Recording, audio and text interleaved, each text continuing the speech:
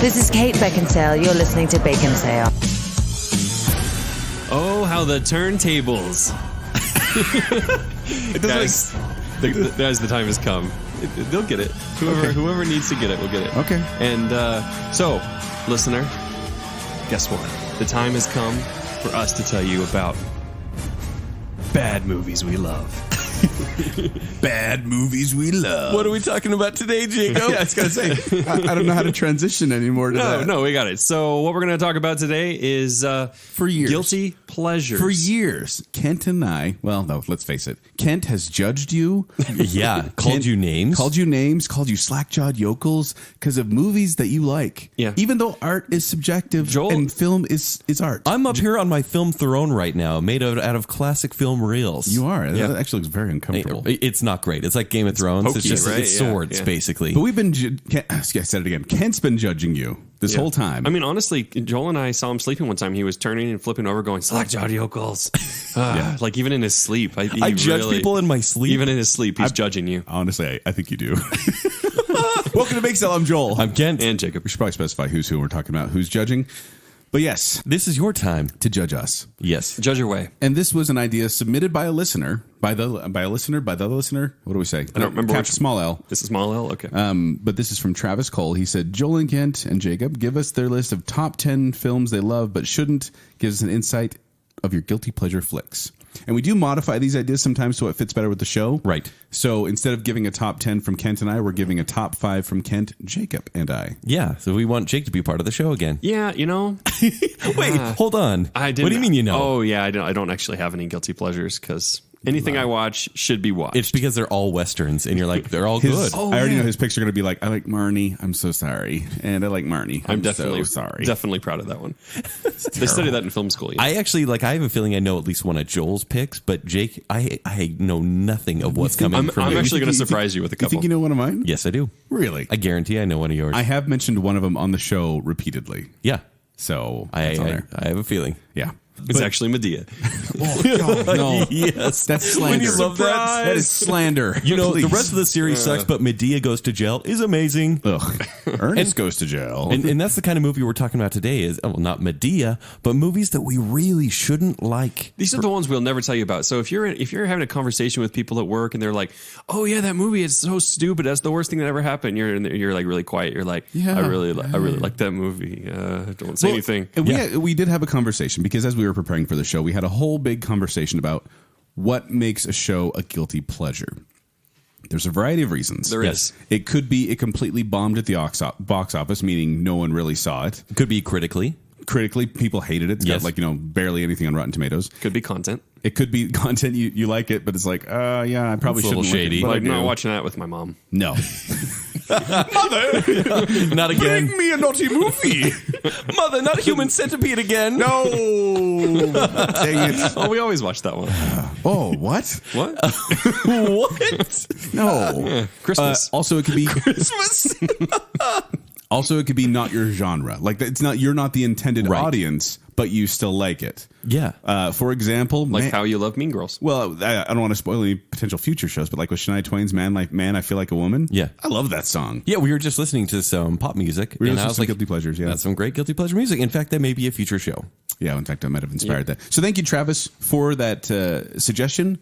We're going to take that. We're going to run with it, and we're going to go 555-444-332-111. Yes. I'm doing gestures with my hands, but the guys know what I'm talking about.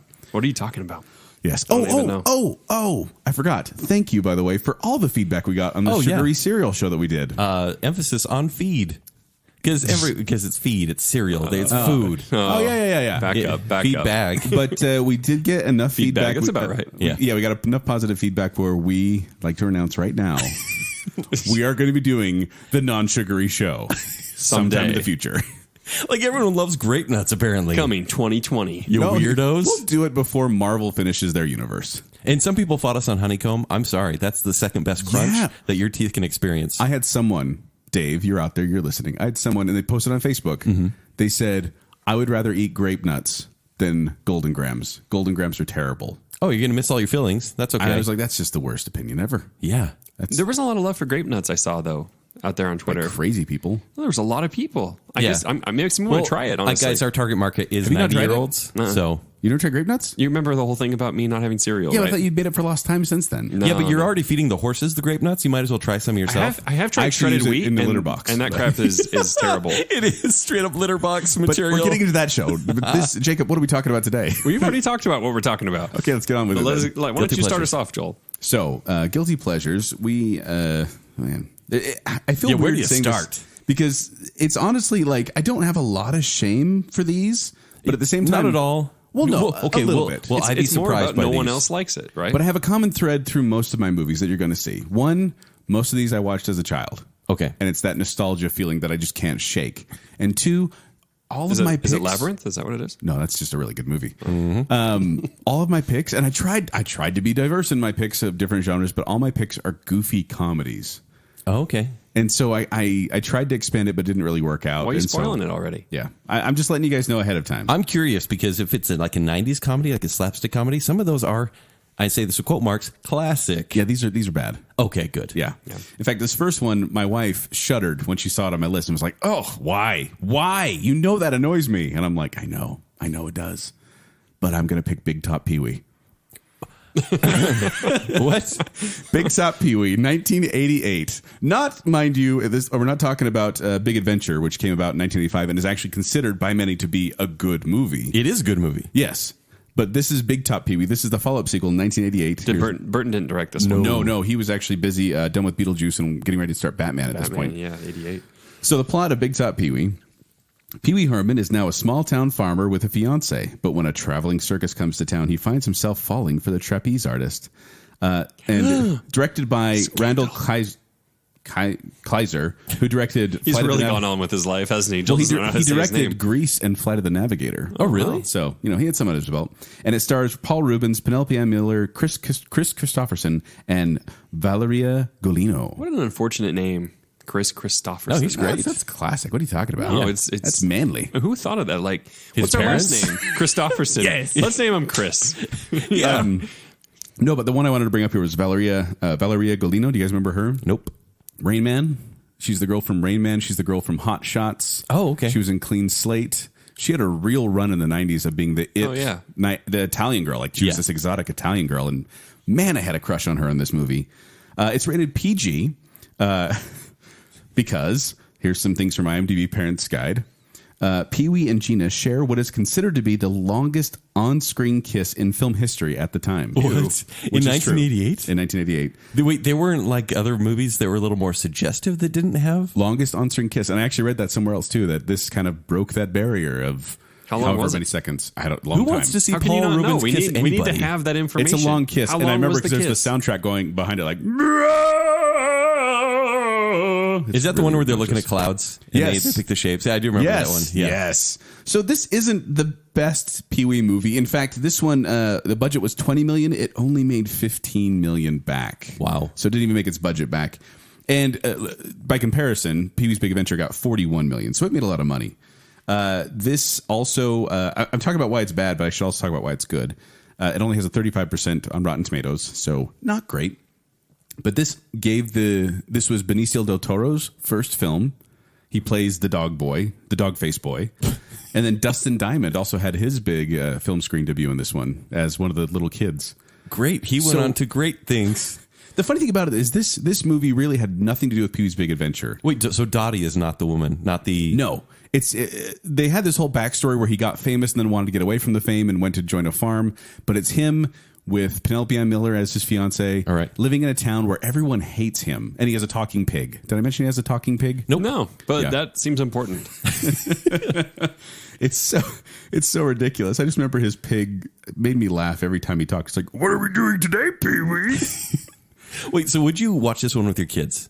Oh, totally. You Yes, would? Okay. Yes. In fact, I think I have watched this one with my kids. And it's corny and it's cheesy, but this is one I watched as I watched as a kid.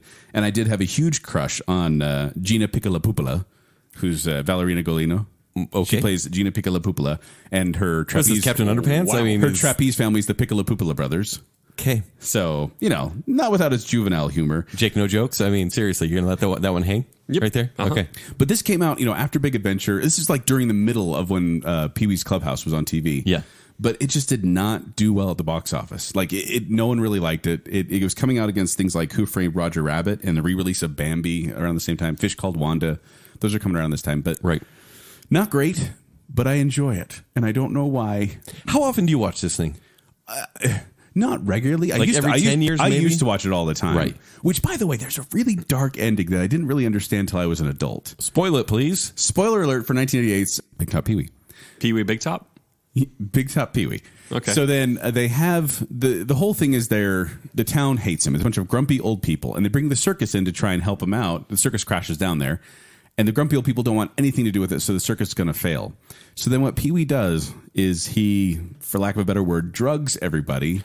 Excuse me? And so all the old people suddenly become young again, like they become kids and have no memory of who they are, but they go and enjoy a circus show at the end. And I thought, oh my gosh, he's basically wiped their memories and made them young again and made a town full of orphans who have no one to care for them. This reminds me of Something Wicked This Way Comes. It's old It does Disney kinda movie. sound like that. I can see that. Where they now ride that the you mention it. carousel and they lose their years. Yeah. Or they go back. But this one, Their children. they eat little cocktail weenies, and then they all go, whoa, and shrink down to kids. There is so much weird Paul Rubens stuff in here that I don't even want to go into it. Yes. And there is definitely some things in there that I did not pick up on as a kid. Sure.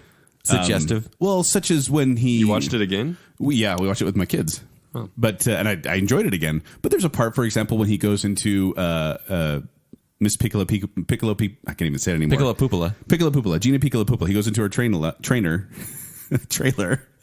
and then there's a montage of stock footage that seems to imply relationships are happening. Oh, kind of like the Hitchcock movies. Kind of. Where all of a sudden, like, the train would go through the tunnel. I wasn't going to go into specifics, but yes. And Naked Gun did it also. Yes. Also didn't catch on that as a kid, but yeah. I went on way too long about this. Sorry, this is my number 5, but there You love go. it. You absolutely Big love Top it. Obviously Pee-wee. you do. Yeah, yeah. There's one of my guilty pleasures. Jake, Come at me, bro. You want me next? Yeah, go Okay. for it. All right. So my number 5 pick is 1997, starring John Voight and Anaconda. Jennifer Lopez is Anaconda.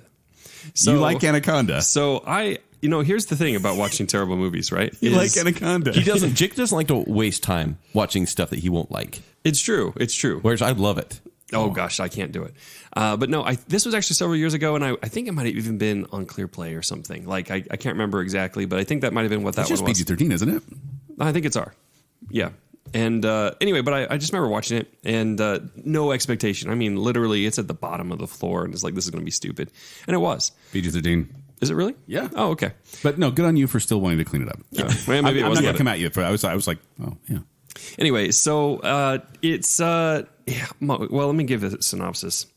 In fact, let me use. I think the synopsis is in the title. That's actually a really good point. And, Anaconda. It's about an anaconda. The giant snake. A giant snake. Ice Cube is there. A giant Jennifer CGI Lopez. snake. Okay, so this actually sums it up. This is from the Parents Guide on IMDb. So this is the synopsis, you could say. On the Parents Guide? Yeah. Oh, okay. It says, quote, "The snake kills a panther and leaves the panther's eyes lying on the ground." End quote. That's a good movie. Yeah. Right? I've seen this movie once, and I never wanted to watch it again. Not because it was bad, but because it disturbed me. Wait, it did? The part when, I won't say names because I don't want to spoil it unless Jacob wants to, but there's a certain character who gets eaten and then regurgitated. Yeah. And when he gets regurgitated, he winks. He's missing an eye and he winks and then he falls over dead. And for some reason, that haunted me. And I've never come back to the movie. So it actually scares you. Well, it was more just kind of like gross. And I was like, I don't want to Well, see that. this is again. actually the magic of Anaconda, right? Is because Please say that again. this is the magic of Anaconda. Dang, I messed it up a second time. Is that it actually, there's a horror element there that actually kind of works, right? It's like, oh, this is ridiculous. This is ridiculous. Ooh, that's kind of scary. Because the absurdity actually starts to develop some real characters. You start to feel like these are some real people, and then they get eaten by an anaconda. There's also another scene where I remember someone is reaching out to someone and then the snake contracts and his arm just goes and like bends weird. And for some reason, that again just got me. Yeah, there's some gruesome stuff in there. It's really bad effects. I mean, even for 97, I knew that it was bad. And I'm not a zoologist, but I'm pretty sure anacondas don't fly. I'm sure of that. You sure? You're wrong. I mean, This you're thing- not a zoologist. I'm so not a zoologist. You can't but even it just say that. seems like every time it would like shoot up and like wave in the air like a kite string kind of go Right. up there that I'm like, I don't think that's how they move. So good. Which we're open season on making fun of each other's picks, Yes, right? For sure. Okay. The quotes, like this movie had some of the worst writing, and that was actually the thing I remember. So I looked up some of the quotes for it, and it really is so bad. Like the third highest quote is Buenos noches, beautiful. That's the third highest quote.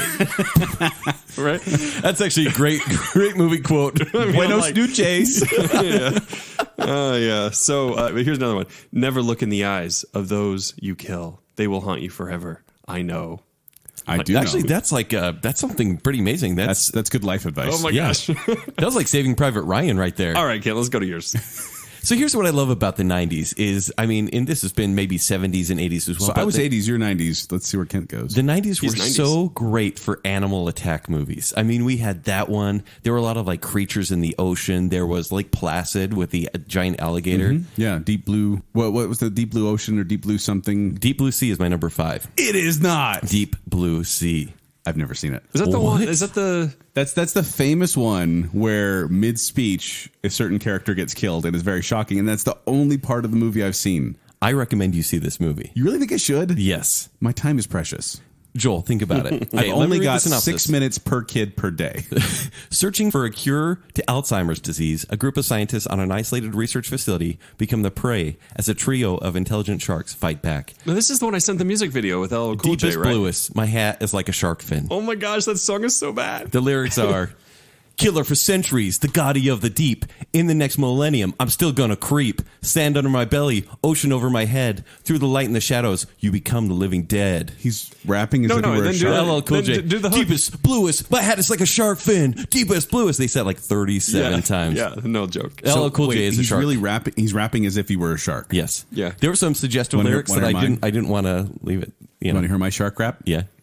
Daddy shark, do do do do do do. Daddy shark. We do, the Mama do, Jaws. do, do. Yeah, Yeah. that's the same thing. Okay.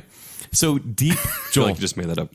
Let me describe this movie for you. Okay. So we have these scientists who are like, look, sharks are very smart and they get over diseases very quickly. Is that true? In this movie, it is. I'm not a zoologist. I don't know if I mentioned Yeah. that. They can also fly. True fact.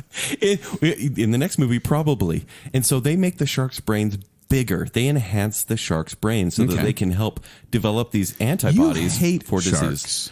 But I love every shark movie. No. Yes. Jaws 4: The Revenge.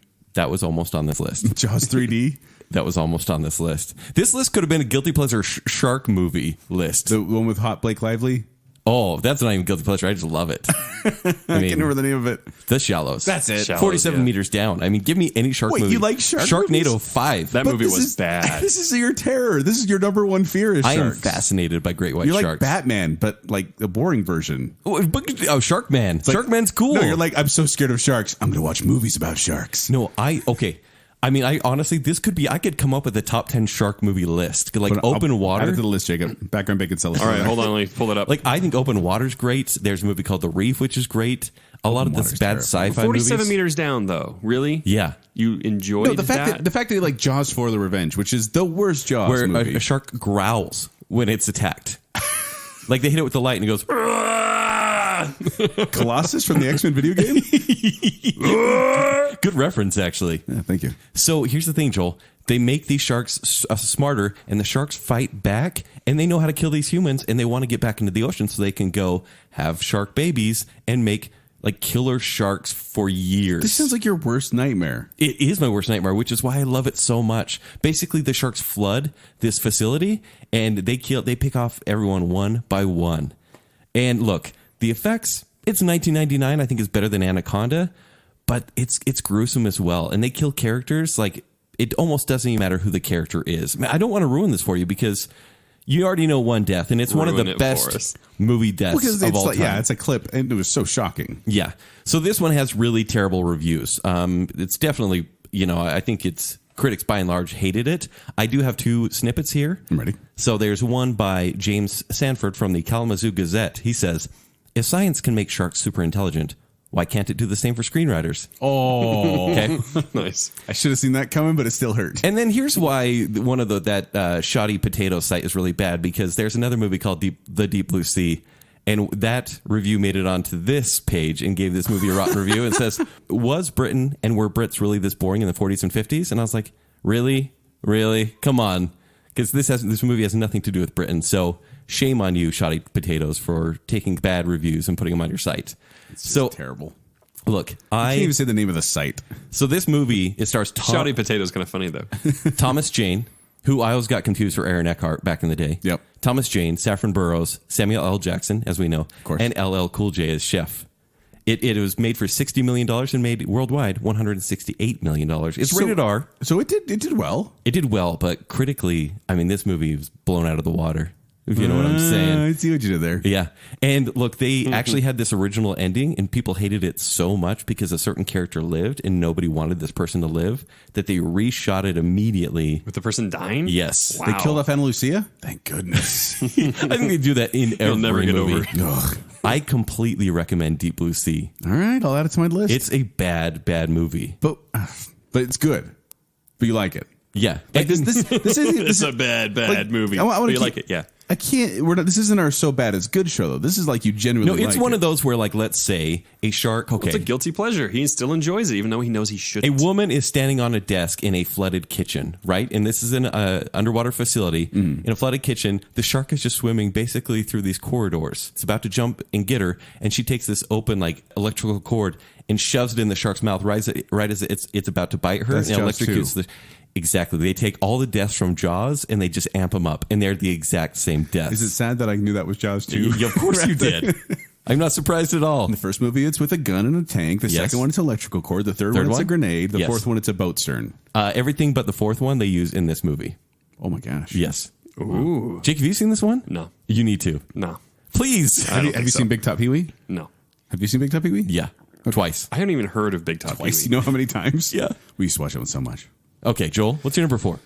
My number 4 is actually the only non-straightforward comedy on the list. It's 1993 action film that bombed at the box office, and that one actor said... Last Action Hero? That's it. It's Last Action Hero. So Last Action Hero... Joel, can I jump on here? Please. Last Action Hero. Is your number 4? It's my number 4. No way! I freaking love nerds. Last Action Hero. Okay, so we- sorry, I went out of order, but I No, just had to. we can. I mean, it makes sense. Let's do tandem on this one. So the plot: with the help of a magic ticket, a young film fan is transported into the fictional world of his favorite action film character. Which, by the way, it's the magic ticket. It's like Houdini's ticket. Houdini. People get that mixed up a lot. He was not a sorcerer type. He was an escape artist. Yes. And he actually didn't like all the divination and magical things like that. But he had So- a magical movie ticket. Apparently. His director, John McTiernan, who directed things like Predator, The Hunt for Red October, Die Hard. Wow. which a lot of those make references in Last Action Yes. Hero. But if you haven't seen Last Action Hero, it is a very meta action movie. It's tongue-in-cheek referencing It's itself nothing more than a action meta movie. action movie. Because the whole point is this kid enters the world of movies where Arnold Schwarzenegger is the action star. Jack... And he's like invincible. Jack Slater. Jack Slater. And yeah, he's invincible. Like he gets shot and it's no big deal. And like there's really pretty women working at Blockbuster. Yes. And Sylvester Stallone is in all the movies that Arnold Schwarzenegger Yeah, he was was in the Terminator. But it's Right. this stars Arnold Schwarzenegger, F. Murray Abraham, Charles Dance, or otherwise known as Tywin Lannister. Yes. And Austin O'Brien, and then Sir Ian McKellen. What? He's in this Death. movie? I don't remember He's him. Death. Oh, what? Remember the Death character? That comes Yeah. at the He's end? deaf in the movie? Death. Oh, why is Jake, have you seen why this can't movie? he hear? Oh yeah. Oh no, this almost made my cut actually. As it should. This is the kind of flick where Arnold Schwarzenegger, or should I say Jack Slater, will throw a guy into like a car and everything will explode. Yes, and that's what's so funny about it, because if you love action movies, you watch them and you're like, oh my, yeah, they're played up on all these tropes. It is rated PG-13 for things like, quote, this is from IMDb Parents Guide, a car crashes through a building and a large group of attractive women in lingerie flee the room. There you go. Yeah. But it's actually funny because like he does have these rules. Like at one point he's like the kid who's the kid from the real world goes into the movie world. He writes something on a piece of paper. He holds it up to Jack Slater. He's like, say this word. And he's like, I'm not going to say that. And it's because he can't say it because it's a PG-13 movie. Although they did slip in one F word right at the end. Really? Yeah. When the chief is going off on him in real fast talk. Okay. One gets flipped in there. No, I actually think this is a very, very smart movie. I don't know why and it it's flopped. bombed. yeah. Yeah. Like the budget was $85 million. It earned Critics didn't like it either, did No. they? No. Yeah. It earned $137 million, which once again, you want to do double the budget to call it a success. But so Right. this didn't make its double back. It's still not terrible. So, for example, Owen Gleiberman from Entertainment Weekly said, a stupid generic slab of action bombast that keeps reminding us that it's a stupid generic slab of action bombast. Quentin Curtis wrote, it's turned out to be a beef, chicken, anchovy, and jam sandwich. The ingredients cancel each other out and become indigestible. Ew. By offering us everything, they've given us next to nothing. Oh, Man, That is that's so way too mean. brutal. that sounds like something Ken would say in his Showtime. I love that. I'm so Showtime.com. jealous of this guy. I like the crap out of that movie when I was a kid. Arnold Schwarzenegger said he considered Last Action Hero his first real failure after an unbroken string of successes he Even had. though he said it's the smartest script he's ever read. And he said he also considered it the beginning of the end of his film career. And John McTiernan Beginning of the end. He huh? took years, Yeah. a years-long break after this movie because it was so hated. Wow. They all really liked making this movie. But then they basically filmed this up until the week it was released. Did you read that? That's what the downfall of this movie was studio deadline that they would not budge on. They kept saying, we need more time. And then they're like, no, you don't have more time. So they didn't have room to edit. And then on top of that, Steven Spielberg announces they're going to release Jurassic Park the week before, I think Yes, it was the week before. And they're like, Oh, no, wow. we can't go against that. And they're like, no, if we push it back, it'll be bad for press. So they kept the date. And it went up against Jurassic Park, and it lost big time. That's too bad. It opened up number two. It's against, almost never bad for press anyway. It just makes people think they're spending more time on it. I know. Yeah. But like Sleepless in Seattle came out around then, Jurassic Park. Like there was really no room for this movie to flourish. So they do this fake movie trailer in the movie where Jack Slater plays Hamlet. I love that. So it's like, Jack Slater is Hamlet. And he goes, hey, Claudius, you killed my father. That's a terrible. You killed my father. Big mistake. prepare to die. Something is rotten in the state of Denmark, and Hamlet is taking out the trash. Stay thy hand, fair prince. Who said I'm fair? No one is going to tell this sweet prince good night. To be or not to be, not to be. You make me feel way better about my Buenos Noches thing earlier. So. Well, and I love that the bad guy, Tywin Lannister, I love that he has this glass eye that has a target on Yeah. it, and he like pulls it down his sunglasses, like "Have a nice day," and it has like a smiley face on it, like he swaps out the eye. But it also just makes me laugh how when he goes into spoiler alert, when Jack goes into the real world, he meets Arnold Schwarzenegger, Yeah. and he can't get his name right. He keeps calling him like Braunschweiger.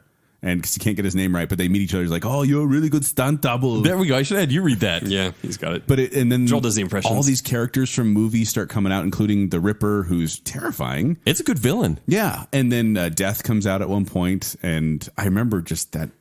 Sir Ian McKellen, so it's just funny, but Death going around was kind of creepy too. So, yeah. I love this movie. It is a great script. I saw something about the guy because it was a nobody who wrote the script and sold it to Hollywood, and they bought it up for chump change, and that was his intro into his screenwriting career. Or Cal something. Penn was one of the screenwriters, and then he wrote. Wait, Cal Penn? Cal Penn Was Zach Penn? Zach Penn. I'm looking it up. It's Look it Zach up. Penn. It might be Zach Penn. Because Cal Penn was 8. That's what I was trying to figure out. I was like, that doesn't make sense, but cool. No, Zach Penn, who wrote X-Men and many superhero movies. That would actually. make more sense. Yes. But anyway, their script got drastically changed though, and so you can actually read the original version online. Oh, dang. But it's I wonder what was apparently changed. quite different. Like quite different, they say. You think it was... Because I think it's clever as is. So do I. It gets dumb, but like purposely. Well, and I have a quick little story about this, if I may, since we're both going on here. Yeah. My brother, Spencer, said for Christmas, I think it was Christmas or his birthday, they're both right by each other, but he said, what I want is the Last Action Hero soundtrack. It's a good soundtrack. Featuring Big Gun by AC/DC. Yeah. And I was like, okay. So I went to the mall and I went to go buy the CD, and the guy was like, now this is the soundtrack, right? And I'm like, yeah, that's what my brother wants. And he's like the musical soundtrack. And I'm like, yeah, that's what he wants. I got it to him Christmas morning. It was the wrong gift. Is it the score? It was the score. And I felt awful. Again, it was one of the first times I had to return a gift, I think, because my brother said he would never love me unless I switched out the CDs. That may or may not be true, that last part. It's rude. So Yeah. I looked it up, by the way. Zach Penn, right? It is Zach Yes. Penn. Why did Yeah, but that was his first one. That's his first movie. Yeah. There you go. All right, Jacob, it looks like both of us went, so it's your turn for your number What's your number 4? And he's done a lot of stuff since then. Yes. He's a good screenwriter. Yeah, including The Avengers, which he probably really likes his work in. So Okay, never mind. Wait, which Avengers? The Avengers. The 1998 one with Sean Connery? And Uma Thurman? Yeah, that's the one, guys. That's the Avengers I'm talking about. I knew it. We are talking about guilty pleasures here. We are. Hey, that's true. I should have done League of Extraordinary Gentlemen. You could have. That's terrible. If you really like that one. No. Oh, that's bad. No, it is. It's too bad. There's not much joy to be had there. No. No, mine is this is on the fringe. It's almost a little too mainstream, but I think it's there. We're ready to mock you. Nacho Libre. Yeah, that's a guilty pleasure. Yeah? Because that is one of those niche comedies that a lot of people quote, a lot of people like, but a lot of people didn't like it. I feel like it's really popular here in the state of Utah because it's like good, clean fun. Yeah, I don't think it's liked elsewhere. No, I went in wanting to hate it, right? Because I actually wasn't a big Napoleon Dynamite fan. I love Napoleon Dynamite. And so I'm like, ugh, this isn't going to... But I actually liked it better. Oh, see, and I couldn't get behind this one. Like, people quote it. You quote it sometimes. I've heard you quote it. No, I don't. Yes, you do when you say, take it easy. Oh, no. Oh, my I inadvertently quote Nacho Libre. That's the best news I've heard all night. I will never say that again. Take it easy. You do that. He does it all the And time. you wear stretchy pants a lot. I don't wear stretchy pants. You're wearing them right now. Hey, those are the jeggings. That's how you get more comfortable in your film canister throne. They look good on you. You're Thank working you. on I it, appreciate honestly. it. All right, so Nacho Libre. So Nacho Libre, if the you plot don't know synopsis? the movie, and I'm sure that you do, but the synopsis is: berated all his life by those around him, a monk follows his dream and dons a mask to moonlight as a luchador, or a Mexican wrestler. Luchador. So why do you like this one, Jacob? Here's why. Because it works hard. Throughout the whole movie, it's like I all watched the writing. I watched Cloud Atlas the other day. It worked hard. It still Yeah, sucked. no, it tried really hard. really hard. No, Great score, though. That earned something, Yeah. honestly. And I haven't watched Cloud Atlas, actually, because... Not that good. Yeah, well, that's because I don't want to waste my time. Yeah, always a waste of time. Yeah. And so... Speaking of people playing a different race, but, go ahead with Nacho Libre. yeah, indeed. Jack Black's not Mexican? Oh, yeah. I mean, yeah. Anyway. His accent was spot on, though. I mean, No, it really is. Yeah. It's just perfect. That's the reason I like it is because the script works really hard. Like they put a ton of work into it. Jack Black just like chews it up all the time. It's shameless. It's funny. And it's just awkward enough, but it's just funny enough. For me, Napoleon Dynamite was all awkward and not enough funny. And this, for me, was like this good marriage of funny and awkward. And it's a simple, nice movie, I suppose. It's a nice movie. And honestly, and even like the love story they've worked into it, like even amused me a little bit, And honestly, that was a hot nun. yeah, in fact, say that about no, everyone. dude, this is funny. Like, if you look up IMDb for Nacho Libre, like the image of her is not very nunnish. Like, let's just say. Hold on. Joel, could you please look that up? Joel's looking it up. I don't dare look that up on my computer. It's your Wi-Fi. Yeah. But, I mean, obviously it's not, it's no great movie, but Well, that's why it's on your list. If anyone's, I'm like, I actually kind of enjoyed that. I haven't gone back to it. It's not a rewatch. I don't think she's really a nun in real life. She's not. No, she's Hello. Back off. Kent's like climbing over my shoulder. Anyway, okay, that's it. Yeah. All right. Do you want me to start with number 3 since we Yeah, did the might same as well. thing? And you guys love the same one again. It would be I so doubt cute. it. Then you guys can hug. No, I doubt it. doubt it. I can't believe out of all the movies out there, out of the vast millions of thousands of movies that are out there, and the ones that are bad, we picked the same one. Of What are course the we odds? did. And we're going to pick one more. No, of the we're not. same. We are. My number 3, we will not pick the same one. It's from 2000. It's Final Destination. Now, come on. This Guys. is one of the most corny. That's a great choice. I love Final Destination, and I can't say anything. I just realized I haven't seen it all the way through. No, the first one? The first I one haven't kind of seen- works, actually. I haven't seen any of them all the way through. so remember, this was kind of like one of the later movies of the late 90s. Scream came out. I know what you did last summer. Right. Slashers were huge. And then all of a sudden they're like, well, we've already done the slasher thing to death again.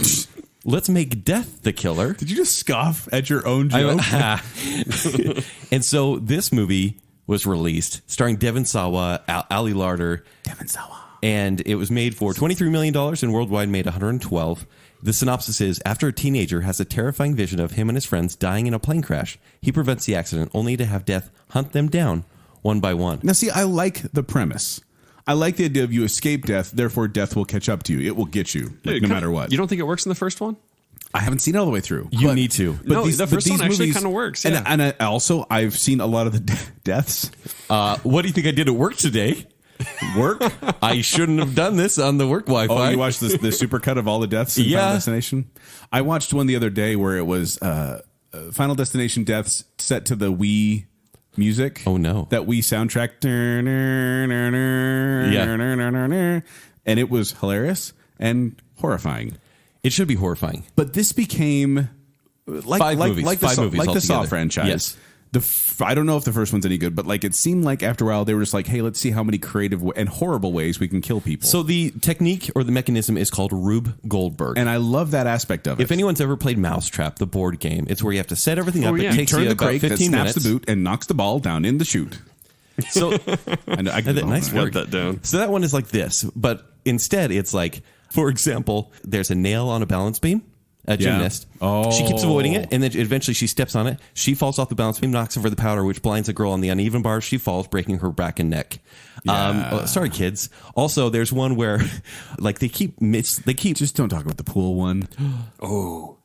Should I talk about the pool? Don't one? talk about the pool Okay. one. That was a line. How about this? Two girls go into a tanning bed. They leave a slushie on top of one. It spills, overheats the tanning bed. Then a breeze comes through, knocks over a coat rack, which hits a bookshelf, which knocks over, locks the tanning beds. They burn alive. Okay. Also, another one. One guy. This is like the pyramid. This is from Final Destination 3, which has Mary Elizabeth Winstead in it. Oh, does it? Yeah. Huh. So one guy is doing bench presses there at the school gym, and there's like a bear statue, and there's like water on the floor, and there's a boombox. Just all these misleads. Well, that's what it is. The whole time you're like, oh, what's going to get him? So in this one guy, he accidentally hits the school bear statue and a claw pops off, hits another guy in the eye. He drops his weights. Then there's swords on the wall, which fall down and miss the guy. And the guy's like, yeah, see, I didn't die. But they cut the cords of the weights. And so he goes, yeah. And he pushes the weights up and the weights come down and squish his head. These are graphic movies. Yes, there's indeed. one of LASIK eye surgery, which is horrifying. Oh, go. My eyes are watering. And she doesn't even die of the LASIK. Oh, no. No. What does she die of? Oh, we'll watch I just remember YouTube clips after. I It's remember- terrible. Don't watch the YouTube clips. But I remember there was one too where like a coffee mug spills and it ends up exploding a computer monitor, which Yes. the shards go into the woman's neck. And I Yep. was like, oh, that seems And by the way, unlikely. every single one of these movies has someone sticking their hand down a garbage disposal, and you're like, no. And it never actually goes that way because the whole thing is like a mislead with foreshadowing as well. Right. But why do you like it? So the first one I actually think is a good movie because I think the way they did the plane crash and everything and like that, and it happens and like they all freak out, and there's like I don't know, for some reason the acting is okay, and Devon Sawa, after Casper is like his only big break. He does a good job, and I thought it was a really decent 90s thriller. The sequels are basically straight to video, but I watched every single one with glee. You watched Glee? That's disgusting. Then they see You've over gone too Why far. are you watching Final Destination on one screen and Glee on the other screen? because I wanted all the high schoolers to die. You're just like imagining, we'll get you, Slurpee girl. So here's this. The reviewers on this one. So Robert Cashel from Newsweek said, Final Destination, video store bins. Oh, that's Right? clever. That's clever. And Christine James from Box Office Magazine said, for a horror flick about precognition, Final Destination is sadly lacking in the ability to foresee what will thrill and chill audiences.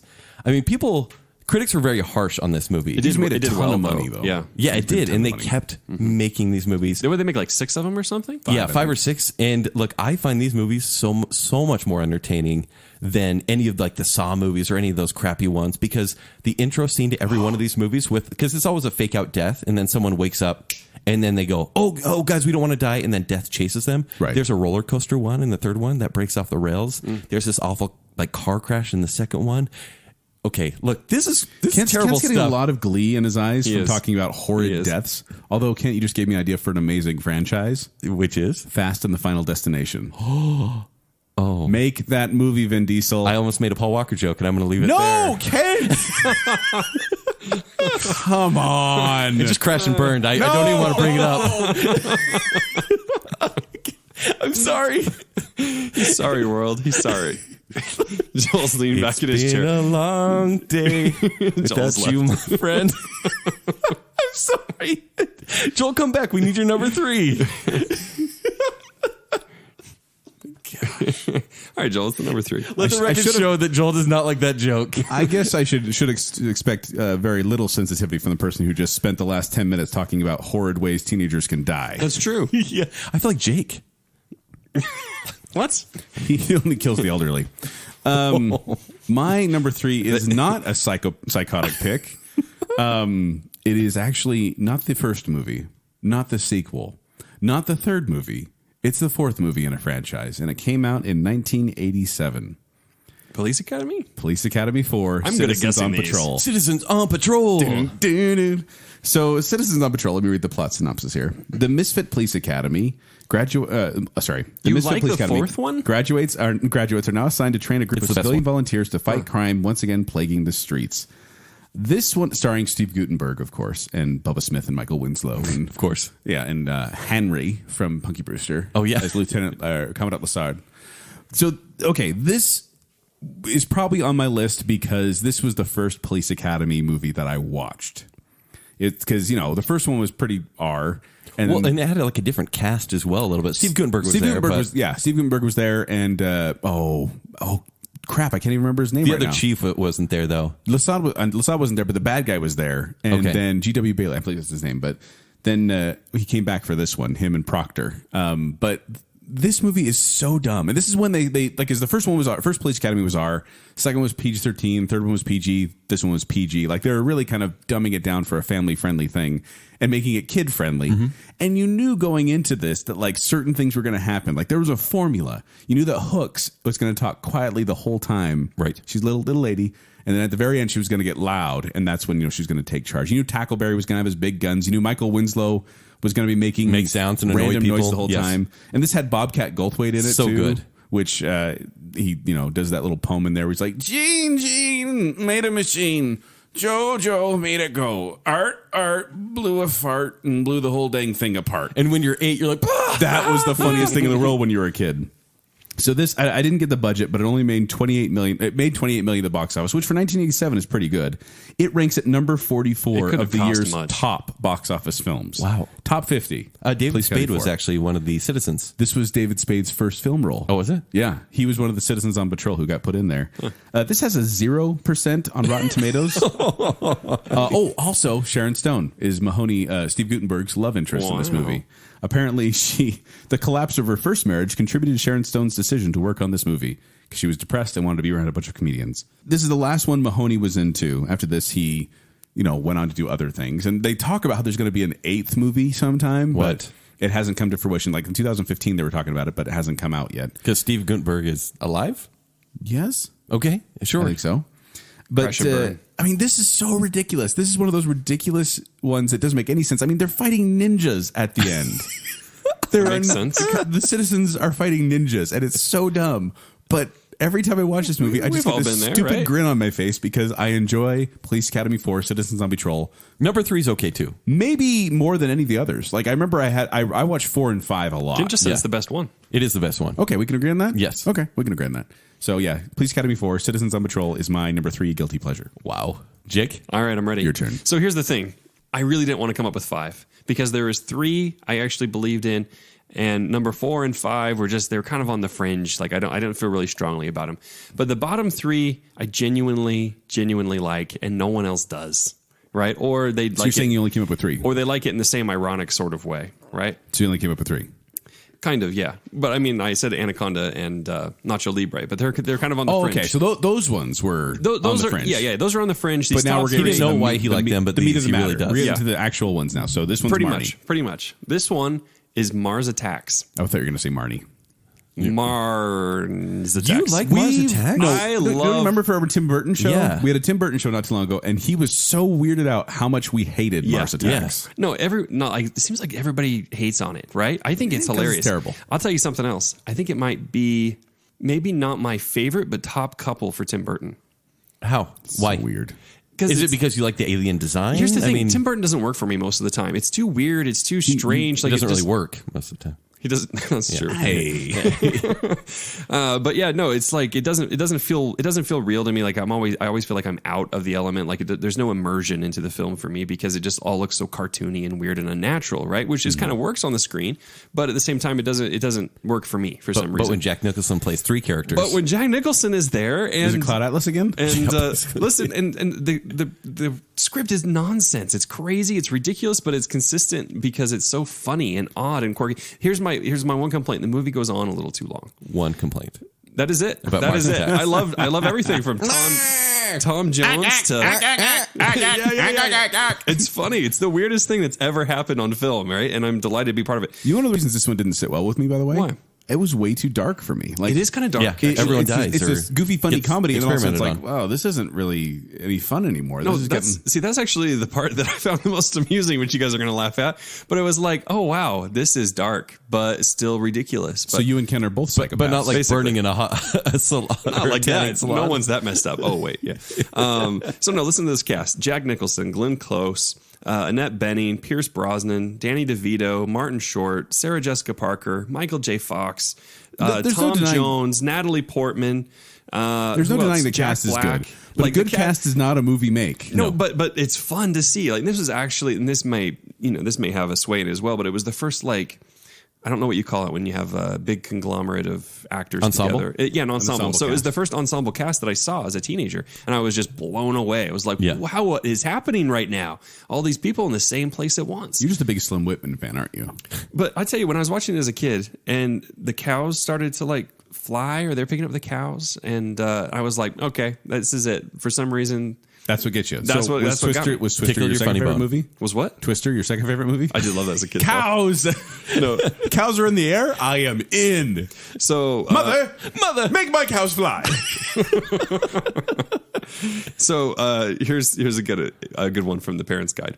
Under violence and gore, an alien is strangled by a chihuahua that has its head on a human woman's body. Sarah Jessica Parker's. Right? Yeah. I'm like, yep, that sums it up. That sums I it up remember, really well. and there's that one scene when Joan Cusack and Martin Short, and she's an alien in disguise, but he's the president's assistant, and he's trying to put Yeah. the moves on her. And then he tries to take the gum out of her mouth, and she bites his finger off. Yes, Oh, yes. Does It's not sit well shocking. with me every time. I mean, it's the whole winking. It's so off Yeah, kilter. Like corpse here's- from Anaconda You know, again. every darn movie, it seems like I go into and I sit there and my brain can't help. It's like this subconscious tick, right? It's like I start predicting the rest of the plot. And so one of the first things a Welcome movie, to the world of being a movie critic, Jason. right? Like, yeah, but any movie, like one of the first things it has to do to like entertain me is I don't know what's going to happen next. Right. I never know what's going to happen in Mars Attacks, right? Because it's Even if you watched it today, you still wouldn't It be would able to still predict surprise what me. happened. It was He still has short-term surprising. memory loss. Let's not Oh, talk okay. about it it. is, Tattooed it his is so body with long. You lines. have to block out certain parts of it. Sure. Anyway, okay, that's my number 3. All right. So my number 2 is the only comedy on my list. Well, I guess yeah. So I just want to say this. I said, Burr, it's cold in here. There must be some toros in the atmosphere. Bring it on. Yeah. Bring it on. Toros. I was You like, got oh, Bring wait, it on I on have your heard of that. list. This is number 2 for a reason. Oh, wow. I have Eliza always. Dushku?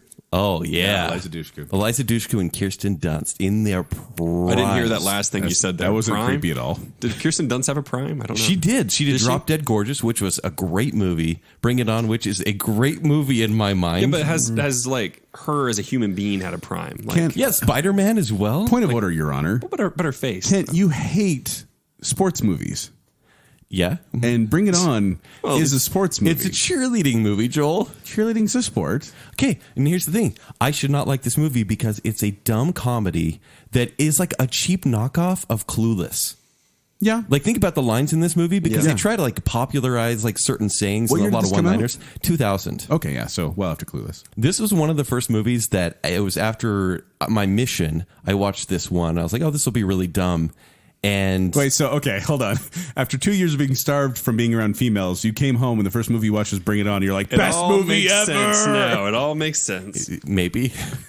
So it's PG-13. So here's the synopsis. A champion high school cheerleading squad discovers its previous captain stole all their best routines from an inner city school and must scramble to compete at this year's championships. Yes, this is a sports movie. How in do you a like way, Pitch Perfect, Ken? Is that your second favorite movie? I don't hate the first one.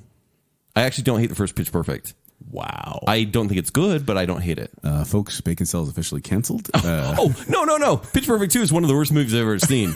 Yeah, Number one? One's not terrible. Number one is Actually, one's fine. One's a cheap knockoff of this, which is a cheap knockoff of Clueless.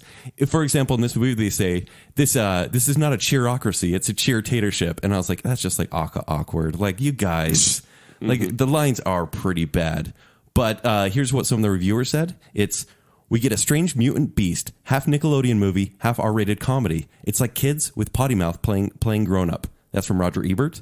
Well, he hated a lot of the movies on my list. And then this one from Robert Butler of Kansas City Star said, the most lasting impression generated by Bring It On may be one of teenage belly buttons. And he's right. This movie was made for $11 million, made $90 million worldwide. And I tell you what. So this isn't a guilty pleasure because it didn't do well. This is a guilty pleasure because you are not the target Critically audience. not liked. And I shouldn't like this kind of Because movie. you are not a teenage female, correct? Correct. You struggled there, buddy. I do like belly buttons, apparently. Wow, that's going to be taken on. And jeggings, yeah. And jeggings. This is great. And This is all good. Look, spirit fingers. I mean, there's things in this movie. I'm doing spirit fingers right now, which are great. And this movie makes me smile. That stuck around too. Like that's become a thing. Exactly. Yeah. So a buddy of mine, I think this was 10 years ago. We actually had a movie marathon where we watched number 1, 2, and 3. Oh my gosh. Was that like a Mormon bachelor party? You guys must be It kinda was. You must be really good friends. It was just us. There were no girls or anything. Gosh. And by the way, 2 and 3 are terrible. And I think there's a number 4 out now. Did Kirsten Dunst or Elijah Dushku return to any of the sequels? No, heavens no. Okay. But I think, oh man, this movie, it's funny. Please, if there's someone out there that loves Bring It On as much as I do. I'm trying to remember if I've seen this all the way through. Yeah, I've seen this one all the way through. I have. Because it's like it's a feel-good movie. It is a little too risque, honestly. Is it? Yeah, it's Isn't it PG-13, PG-13? but there's a lot of suggestive stuff in there. Because they try to be like, oh, it's teen stuff. My favorite part's when Elijah Dushku does that backflip. She's like, hey, 5 by 5. Oh, no, Hey, don't. reference. No. But yeah, so Bring It On. It's number 2 for me. Okay. My number 2 is possibly the dumbest movie on my list. And it came out in 2002. And this may be kind of a hipster pick. I don't even know. Like, this hit theaters, but no one saw it. I've guessed your last couple. Oh, But can I guess? Sure. Rain of Fire? No. Okay. That's about that time. It's a though. dumb comedy. Oh, it's comedy, of course. Yes. It's Rain of Fire? Kung Pao. Oh. Enter the Fist. I swear. It's gonna be Rain of Fire. Jake, have you seen this one? No. So let me read the plot synopsis, and then I'll explain what the movie actually is. Plot synopsis is: a rough around the edges martial arts master seeks revenge for his parents' death. Which sounds like a 1960s kung fu movie. It does. But what it is, Jacob, is Parody? it's Mystery Science Theater on steroids, because he's not making commentary on a movie. He puts himself in the movie. Steve Odenkirk, who directed and starred in this movie, took 1976 Hong Kong Pao Theater? Kung Pao Enter the Fist. Oh, Enter the Fist. So he took a 1976 Hong Kong martial arts film called Tiger and Crane Fist, also called The Savage Killers, and he digitally erased the main character and put himself in. That's awesome. And re-edited the movie to make it It's this impressive. ridiculous movie. And when I say ridiculous, I just want to explain some things about this Are movie. you going to talk about How the do you baby? get Are you rights talking to about the the original baby? one? So there's the bad guy's named Master Betty for no reason. He just says, I'm calling you Betty now. Okay. There's also a kung fu cow named Moon Yu. Moon Yu. I'm in. Get it? I'm in. Yeah. There's also Mushu Fasa, a sentient lion that appears in the sky. He has a tongue. He's the chosen one. And you know he's the chosen one because he has tonguey. You're right. This is the dumbest one. It's a face on his tongue. And there's also a woman called Woe who has 3 breasts. And Family that's friendly. Yes. Joel. This So- isn't Star Wars. You can't say stuff like that. It's just one of those weird movies that I was watching going, what on earth is this? And then it made me laugh. It is PG-13, like I said, because here's one of the things from the Parents Guide. They fight with themselves with tongues. French kissing, like full screen zoom in. What? Because they're doing martial arts and they're fighting and they both get their hands locked up. So then they start fighting with their tongues. It's really So Joel, dumb. you said you laughed at this movie. I did you a ever lot. watch it before the hours of 12:30 at night? Because this is the kind of 1:30 a.m. movie that you watch and you just die over because it is that funny at that time. Well, and when he made the movie, Jacob, he actually wrote nonsense dialogue so that they would say while they were filming, because they weren't going to use any of the dialogue, they were going to dub it over so it looks like the dubbing doesn't match their lips. Right. So he made up an entire gibberish script just so that he could get in there and then dub it over. So I can't think of an it's example right really now, but well done, actually. It looks like he's part of the movie. It's actually really weird how good it looks. The budget was $10 million. It earned $17 million, and it got 11% on Rotten Tomatoes. Wow, that's low. Well, Police Academy was 0, so that was my lowest. But this is pretty down there. It's just not. I can't show this to a lot of people because it is an annoying movie. For example, that noise that Kent and I made before, that is how one of the characters cries. And it's recurring. I mean, it happens. It happens lot. a lot in the movie, and each time it gets funnier. But What's it is the an tone annoying of sound. this movie? Is it like farcical? Like, Think of it like Well, there's a karate cow, because it seems like it's taking itself but he seriously, doesn't but it's fly, ridiculous. so you won't love it as much. Yes. Oh yeah. It's playing it straight. Like the whole time, it's like you're watching a really absurd martial arts movie. Absurd is the right word. Yes, because everyone in there's playing it straight. They're all playing like very serious, like this is a real thing. But then you have this whole scene where these two guys are walking with buckets, and they decided to dub over these lyrics about the song they sing about being ventriloquists. We are both ventriloquists, and just it's so stupid. But every time I laugh at it, and I own this one, and I will watch it right after this if you guys want to. All right, let's watch I'd it. watch it. So At 1:30 a.m. Kung Pao, Enter the Fist With a- super dumb. This is the kind of movie where But I love it. me and my buddy would get like a pound of gummy bears. And just because, when you're like that age, you can just eat anything you want. Yeah. And we just eat gummy bears and just get cavities and get brain cavities as well. Watching That's a Kung Pao. lot of gummy bears. Which is from the movie. He says, "That's a lot of nuts." When he buys a bunch of nuts. Well, good thing everyone's seen this movie, so they know what you're doing. Oh, right they now. have no idea. Exactly. This is one of those that I went, can I put that on there? I'm like, it's definitely a guilty pleasure. Because if you watch it, listener, I'm sorry. Greg has definitely seen this movie. This is a very acquired taste, like late night. Do you think we're stupid selling slap these happy. movies to anyone? I'm I not don't sure know. we are. I'll I'm be not interested. sure we I'll are. be interested. Like people are watching Supernatural. People I are doubt they're listening to gonna this watch and they're like, why are these guys talking about this? I don't even know. But I think the passion behind it, because I do love this movie. I think it's really funny, but it is an acquired taste. So there's my number 2. All right. Number 2 is going to be from 2007. 2007. Okay. Okay. It's a action fantasy horror. Action fantasy horror in 2007. PG-13. Okay. Can Starring you or give us a director? hint? Eva Mendes is in it. Also Sam Elliott. Oh my gosh! yeah. It's Ghost Rider. Yes, Ghost Rider. What? What? You like Ghost Rider? So I remember leaving the theater and going, Oh my gosh! I'm never telling anyone that I liked that.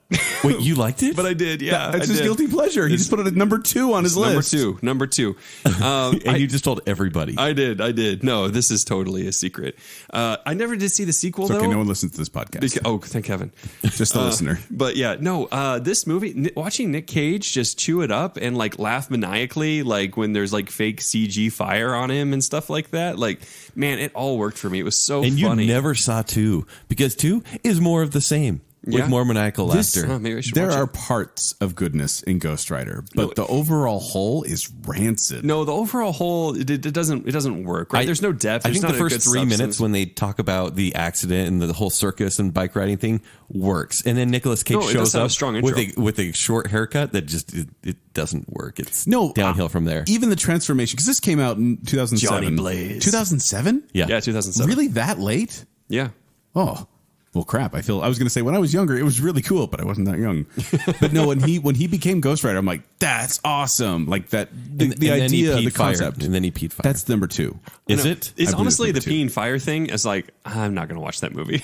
Like that pushed it over. Oh, that's the. I don't that's know your why. line? I was like, if they're Biting off putting that, fingers, fine. they're Pee put- and fire, I'm out. if that's in the trailer. That's just not a good sign. Actually, that's true. And that's kind of my rule of thumb. If there are fart jokes in the trailer, I know I'm not going to like the Yeah, movie. like Yeah. it's just not much. Because it's hope like they at try to that put your best point. foot forward. And at that point, if they're Yeah. doing that, it's like you really don't have much to go on, do you? No, but Sam Elliott's in that, and he does a good job just being Sam Elliott. Sam Elliott's great. Yes. And there's a creepy tone to it. I didn't mind the bad guy, and No, he was good. And yeah, there was some creepy times to it, but overall, it didn't have an emotional effect. But I really enjoyed it anyway. You know what my favorite line is? Huh. When he's like, "You doing all right?" He's like, "Yeah, I just feel like my skull's on fire." Yeah, man, this is an embarrassing Could pick. Eva Mendes ever fall for Nicolas Cage in any world? Yeah. Yeah, really? the Ghost Rider world. Oh yeah, Remember? Did you see the movie? I forgot Jacob. all about it. Touche. Awesome. All right, Ken. My number Number one movie. You ready? Bum, bum, bum. We didn't match on this, did we? We can't match on 2. Oh wait. So We can't match on 2 picks. There's no way we match. Do you want to end on this one and let Jake do his number one? Wait, maybe Jacob should do his number 1. that's what I was just thinking. And do you guys have any honorable mentions or anything? No, we're actually saving those just in case we do Guilty Pleasure Part 2. Jake, will you do your number one? My number 1. Okay, I will talk some more. Did we match? How would we match? All right, number 1 goes back to my childhood years, teenage years. It's Witness. So watching Harrison Ford. When the movie was based on your life. It's 4:30, time for milking. All right, so this guilty pleasure is guilty pleasure for a couple of reasons, but it's from 1997. Okay. 97 Batman Forever? Yeah, 1997 action adventure sci-fi rated R. Batman Forever. It has some people you don't know. Johnny Mnemonic. Casper Van Starship Troopers. Starship Troopers. I just saw that for the first time Seriously? ever, like last week, 2 weeks ago. Wow. Okay, so here's a true story. I'm going to tell you guys That's a a really cool movie. embarrassing story here. So one day with my buddy Chris. Hi, Chris. You're probably not listening. Okay. Welcome to Baconsale. We'll write him a letter and tell him to Wait, listen. I will. Yeah. I'll Welcome text to him right Baconsale. now. Our friends and family don't listen. I try to get him, but no. So we were skipping school and we'd snuck into the church actually, and then we found a way to jimmy the lock for the library, and we were able to pull out the TV, and the VCR in it. Okay. And so we pulled the TV out to the lobby, the little foyer area, right? And we ordered pizza. So breaking and entering first. Hold on, let him finish. Vandalism second. I I wanna- told you this is a full, I want to hear about more of Jake's past transgressions. yeah. He's making up like 80% of his backstory. You guys make up enough for me. So yeah, we order a pizza and we've rented Starship Troopers, and he's telling me you should watch this, right? And I'm like, all right, whatever. And turn it on. And of course, there's this extra euphoria because I'm skipping school, right? Eating pizza, doing Watching a nothing. rated movie in a church lobby. Watching, right? This is just so bad in so many ways. And I was like, this is amazing. Like I loved the movie, and even though it was so bad, but it fit everything that was There happening. was a very specific reason I wanted to see this movie, and it was not for the sci-fi or the action. Oh, come on. It's because this movie's a little naughty. It is a little naughty. And that was the age I was, and I want to see this movie for that reason. You watched this one in a church foyer. I did. Getting it after breaking and entering. Well, sort of. You know Yeah. what's surprising me about this movie? It wasn't as bad as I thought it was going to be. Because growing up, it was like, Right. Starship Troopers is terrible. Oh, it's terrible. It's all violent and there's nudity and they bash on Mormons. They bash on Mormons in that movie. No, they don't. Yes, I do. No, they don't. They say Mormons went and colonized the planet, and then they got attacked Like by a bunch bugs. of idiots. They colonized a bunch of planet. They colonized that planet in the wrong place. They all got killed. All Mormons are bugs ate dead. 'em. Moving on. yeah. That's what they do. Well, they didn't say all Mormons are dead. Like that colony died. colonization. Joe Smith got decimated because they were idiots and went here. Yeah. Film at 11. Still not bashing on Mormons. No. No, but I mean, this is Denise Richards. was though, random, though. when she Denise was. Richards prime. Oh yes, like this is like there's What noise did you just do? don't- I went, because I had a huge crush on Denise Richards until about the time she was a Bond girl. Yeah, Christmas no. Jones. Then she's too stupid. in I that. really liked the redhead in this movie. Yeah. Diego Diaz or Diaz or something. I think her name's Dizzy or So something. we like watched this movie, and then Chris and I are like, "So which girl would you go for?" Like we're asking like these stupid 16-year-old As you're questions. eating pizza in a church lobby. I know, right? that. No, wait, you asked that? Normally we would be like, I call so-and-so. That's what we do when we were little teenagers. Well, this was an interesting movie because Neil Patrick Harris was like a has-been at this point. Yeah, because Doogie he was. Howser was over for Because he like, was doing like Couple- 8 yeah. years. Yeah, it's been a while since Doogie Howser went Because up they, there. could- they could afford him. Then all of a sudden he was the scientist in this movie, and you're like, oh, this is really campy. It was made by Yeah. Paul Verhoeven, who did RoboCop. You know what's surprising Oh, that about makes this movie? sense, actually, Yeah, yeah. yeah. What else surprised me about this movie is the special effects still held up pretty well. It's remarkable the considering bugs that still budget. look good. Yeah. And the bugs were creepy, honestly. Yeah. Like Yeah. It had like an actual. They wasted so much otherworldly ammo on thing. those bugs. Oh, yeah. Like they're They unloading did. their clip, They're and I'm like, constantly unloading. how are you still shooting? Like it was just barely watching this for the first time, like a couple weeks ago, as an adult, was kind of mind altering. So when I say guilty pleasure, I mean like I look back at this decision with guilt. So Yes. it's almost a different sort of thing because it does have a lot of camp and Yeah. and love even 20, 30 years later, whatever Yeah. it is. Yeah. Can I tell you something else? You just made a big friend at my work. Oh, yeah? Dave, if you're listening, because it's his number one favorite movie. Not even guilty Oh, pleasure. period. It's his number one favorite movie. Has he ever seen another movie? Did he stop at 1997? He's the one. And he who- didn't see like Shawshank he's- Redemption or anything like that. Like, get real, Dave.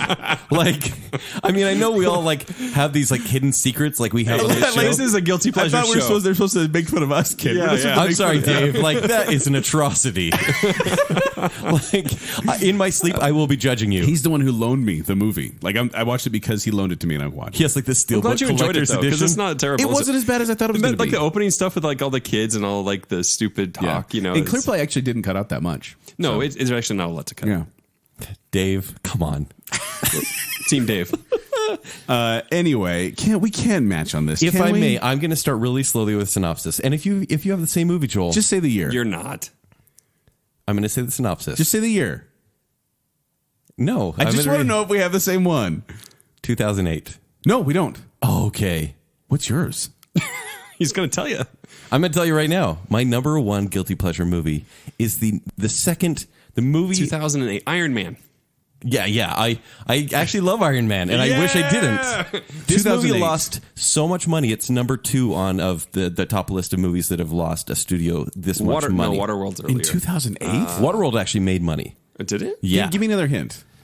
Well, it's made by brothers who became sisters. It's Speed Racer. It's Speed Racer. That's not mine, but I have that on my honorable mentions. Okay.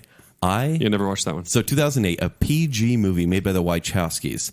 I can't say their last name, so I'm not going to watch them. Wachowski. A young It's like driver. Mike Wazowski, but it's Wachowski. Yeah. Oh, a young driver, Speed Racer, aspires to be champion of the racing world with the help of his family and his high-tech Mach 5 automobile. And Jack. Starring Emile Hirsch, Matthew Fox, and Christina Ricci. Oh, Yeah. Christina Ricci. Yeah. So budget was $120 million. My wife doesn't get that, by the way. Yeah, I know, but She it's doesn't understand it, but it's the big eyes. It works on her. I don't know. It just don't know. does. So some sources say this movie was made for $185 million because they won't really disclose it. It made worldwide, and this is including. It made probably $40 million here worldwide, $94 million. Speed Racer is the worst title ever. no, but that's the TV show. Remember, so if this movie cost nearly $200 million to make, Man, they spent advertising on this $200 million? That's advertising on this nuts. movie doubles that. No way did I spend that much. They did. Because this movie is just pure sugar being poured in your eyes. No, okay. So if you have a Blu-ray player and you want to test it out, Yes. watch Speed Racer on Blu-ray. This is an amazing, just eye candy, visual, amazing movie to watch. So this movie, actually, it's interesting you brought up Iron Man. It opened against Iron Man. And this movie Really? made $18 million its first weekend. And it was supposed to make $30 to $40 million. And Yeah, they're like, Iron Man opened like $100 million, didn't it? no, it was only like 50. Because remember, people No. didn't know at It the was time. a slow burn. No, $98 million. Are you sure? Pretty sure. Look it up while I'm See talking. if it I has think some you're Oscar wrong. buzz while you're at it, Jacob. So here's some reviews. Nice. So here's Peter Travers, who I don't really like. He says, Smart, sexy, and seriously funny. Yeah. He says, even the target audience of 10-year-olds might get Jimmy legs sitting for a punishing 135 minutes as the Wachowski brothers projectile vomit their cotton candy dreams all over the big screen. Wow. Oh, Okay. I just realized Wachowskis did Cloud Atlas, too. Yes. They've really misfired since The Matrix. So, no, but this movie's, I think it's great. It's my second favorite Wachowski movie. I'd say that. That's the same Yeah. with me. Yeah. Have they made other movies that are good, though? Nope. V for Vendetta is okay. Oh, yeah. That's No, true. it's Oh, not. it's okay. No, is. it's not. So it provides all the hallucinogenic benefits of an LSD trip without any of the nasty side effects. I think that's a good review, but Randy Schulman said that was a bad review. So yes, this apparently lost the studio $114 million. It was one of the costliest flops on record. But I dig this movie. I saw, I did see some dumb elements in it. Like the kid and the monkey was a little bit ridiculous. Yeah, but that's from the cartoon. But the racing sequences were phenomenal. Phenomenal. Matthew Fox's Racer X is awesome. And remember, Spoiler this is... Oh, okay. Yeah, sorry. 2008. Is this a spoiler? Kind of. Because he's a racer? You know it's him, but you Because don't know it's this him. weird, mislead sort of thing. Which I never watched the TV show. I was never into the TV Neither. show. But watching this movie made me go, maybe I should watch the TV show. It's this fun. It's not. 98.6 million Opening weekend? opening weekend. All right. Jake's right for the first time. Boom. What's up? Baconsale fellas? history. I knew you were right, Jacob. No, you didn't. But so, Joel, you love this one as well. Yeah. It was almost on your list. This almost made my list, but I was like, I actually wondered, I'm like, is this guilty enough? Because it's actually good. See, but a lot of people would say no because the internet has told them that it's not good. And it lost so much money. And critically, Wait. The internet is critically, truth. I thought it's not good, though. It's actually not a good story and stuff, right? Like, No, it's not. it's fine. Like No, it's very standard story. it's juvenile as but well. it's all about the way the story is presented because it is just colorful. So it's just and not good awesome. storytelling. I disagree. No, I think it's good. It's simple, is what I mean. Like Okay. it's not like a complicated story. Speed Racer needs to but win the like- race. That's the story. But it doesn't actually like require good acting because everyone's acting like they're in a cartoon. The Love Bug, but with really good special effects. Okay. And everything's I'm cheesy. thinking of and nothing right now. Everything's cheesy and campy. Okay. Yeah. But a lot of people maybe didn't see that they were in on the joke. And because, like Emile Hirsch, who plays Speed Racer, like he plays this very seriously. Everyone else is like, ha ha, I'm chewing the scenery. Ha ha ha ha ha. Yeah. Hey, remember when Matthew Fox had a career? That was a good time. Oh. He's stuck on an island Matthew somewhere. Fox, Party of Five. Okay, so Joel, my number one, which was I'm not excited, yours. I'm excited you have a different number one. I didn't. This one isn't a surprise at all because I've talked about this on the show This is a a comedy. number of times. 2001 comedy did not do well at the box office. In fact, the budget was $39 million. It earned $15 million. It bombed. It is a girl more. It's more for the girls were the intended audience. It's Josie and the Pussycats. Oh yeah, of course you've talked about this movie so much. So Josie and the Pussycats. I am not the target audience for this. How's that?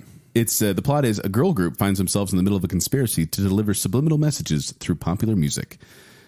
Directed by Harry Elephant and Deborah Kaplan, who also did Can't Hardly Wait, and it stars Rachel Lee Cook, Bless them for that. Tara Reid, Rosario Dawson, and Parker Posey. And this is really kind of a girl power movie. Yeah. One of the reasons I think I like it is because when I worked at Lovesac, we'd have TVs going on all the time in the store, but we didn't have sound going. And so then someone had this movie on there. And so I watched this movie like 10 times in a week. And I had no idea what the plot was about. But it wouldn't drive you crazy because But you it was didn't have to just, hear I was it. like, this movie looks kind of interesting. And then when I actually watched it, I was like, the plot. So they had There's the a movie plot. going on the side with no volume? Yeah, because you have music playing in the store, and then the TVs are just playing images, so you can get a feel of what it looks like while you're sitting in the Lovesac. Okay. And it has Rachel Lee Cook. And Tara Reid, Yeah. in this movie. She's good. But PG-13 for such things as, this is once again the IMDb Parents Guide. A woman is seen in an itty bitty teeny weeny gold bikini. Oh, and that's so funny. And Could you have sang that though? I and, would really appreciate it. a music group sings and dances with suggestive wiggles. Oh, like the Wiggles, like the Wiggles. Australian show. Suggestive Wiggles was Wake my up, band's, Jeff. was my band's name in college. Yeah, it should have been. Captain Feathersword. Did a lot of church dances. Suggestive Once. Wiggles. Yeah. But this got a 53% on Rotten Tomatoes. And the thing about this movie is it's about advertising and how bands will sell out in order to get more Achieve money. fame, yeah. There are approximately 73 companies doing product placement in this movie, including Sega, Motorola, Starbucks, Gatorade, Snapple, Avion, Target, Aquafina, America Online, Pizza Hut, Cartoon Network, and like Advil and Bounce. Like they have so many advertisements in here, but they received no compensation. It was all just for the joke. Oh, really? Yeah, but a lot of people were like, "Oh my gosh, like there's a lot of product placement in here." And it's like, "Yeah, that's the point." Because the whole point of the movie is they're trying to get people to buy things. Now, Rachel Lee Cook did not do her own singing. It was actually the lead singer from Letters shameful. to Cleo. Awesome. Kay Hanley did the singing. Oh, that's way cool. And the girls went to band camp so that they could learn how to play instruments believably, but none of them actually played the real songs. But I own a couple of these songs. Like course I you own do. 3 Small Words, Shapeshifter, I think another one too. But I think those 3 girls, Yeah, we know those titles, don't we, Ken? Of course we do, yeah. you think I was going to start singing it, but I'm not going to. But like We're ready whenever Rachel, you are. Rachel Don't Lee let us Cook, stop Tara you. Reid, and Rosario Dawson make a great trio, and then Parker Posey and Alan Cummings are both hilarious Yeah, in they this are. movie. And like they have the boy band with Donald Faison and Breckin Meyer and who This else is such a in that? 2001 type movie. It is. Oh, I know it totally is. But they're this boy band and called du jour, which means of the moment, kind of a thing, or of the day. Of the day. But it's that whole point. Is Just they're a mustard, They're the right? band du jour, and then when they find out about the subliminal advertising, they crash their plane and they get the new band. It's all very tongue in cheek. It's all very farcical, but it has a little bit of heart too. And I really think that this movie's hilarious. Roger Ebert did not. He said. And I quote, "Josie and the Pussycats are not dumber than the Spice Girls, but they're as dumb as the Spice Girls, which is dumb enough." Oh, wow. you. This is kind of. He's like, I'm going to find someone else to be mean to. Yeah. I'm going to be That's mean to what he both of does. them. So yes, I've mentioned this on the show before, but this movie, I don't know what it is about it, but I find it absolutely hilarious and absolutely charming. And that's why I picked it as my number one. I like guilty these early pleasure. 2000s movies like Bring It On and Josie and the Pussycats for us are like, yeah, I would watch this right now if I could. Guys, I thought it through, and I like my number one pick best. What was it again? Starship Troopers. Okay. So there you have it. Those are our guilty pleasures. That's what we didn't want to admit, but we've now admitted. And go ahead, mock us online on Facebook and Twitter. Mock us, but also share yours. Yeah, this is a safe Unless you're space. Dave. So that Ken can mock you. Exactly. This is a safe space, listener, where you can You can present your Don't say guilty that. pleasures. Can be on Twitter now. And we won't mock you. I'm lying. We will. But it'll all be in good fun. We are here to be mocked as well. That's why we're giving these movies to you, so you have ammunition against us. But let us know if you've seen our picks, if you like our picks, if you hate our picks. Let us know about yours, and we will do the same to you. Yes, indeed. But if you want to find me, you can find me at 76Joel on Twitter, or you can find me at Quick Wits. They perform every Saturday night at the Midvale Performing Arts Center. For more details, go to qwcomedy.com or go to the Quick Wits Facebook page. If you want to find me on Twitter and Instagram, it's at Kenny3DD. If you want to read my movie reviews, it's ShowtimeShowdown.com.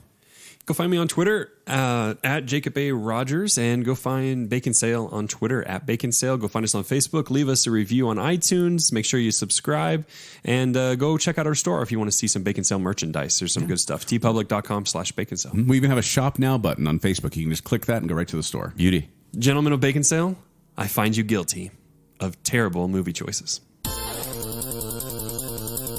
Kent has judged you. Joel and I saw him sleeping one time, and he was turning and flipping over going, select audio goals. I judge people in my sleep. Even in his sleep, he's judging you. Shush, girl. Shut your lips. That's the one. Do the Helen Keller and talk with your hips. The rest of the series sucks, but Medea Goes to Jail is amazing. I'm not watching that with my mom. Mother! Not again. Bring me a naughty movie! Mother, not Human Centipede again. No! It's 4:30, time for milking. This is actually the magic of Anaconda, right? Is because... Please say that again. This is the magic of Anaconda. Thing. I messed it up a second time. Come at me, bro. I'm toxic. I'm sinking under. But I'm pretty sure anacondas don't fly. Never look in the eyes of those you kill. They will haunt you forever. I know. Killer for centuries, the goddie of the deep. In the next millennium, I'm still gonna creep. They're like Sharks. Batman, but like the boring version. Oh no. Oh I my inadvertently gosh. quote Nacho Libre. You know, honestly, that was a hot nun. You are not a teenage female, correct? Correct. I do like belly buttons, apparently. They fight with themselves with tongues. French kissing, like full screen zoom in. That's a lot of gummy bears! Here is it, guys. I don't even know. Jacob, you've forgotten who you are. Wake up, Jacob! You need to watch Mars Attacks again. Oh, yay. I'm so excited. Ha ha, I'm chewing the scenery. Ha ha ha ha ha. The Baconsale, our friends and family don't listen. I want to hear about more of Jake's past transgressions. It's his number one favorite movie. Has he ever seen another movie? Did he stop at 1997? He's the one And who he didn't see like Shawshank Redemption or anything like that? Like, get real, Dave. In my sleep, I will be judging you. All right, Jake's right for the first time. Boom. What's up, Baconsale fellas? history. I knew you were right, Jacob. No, you didn't. Buenos noches, beautiful.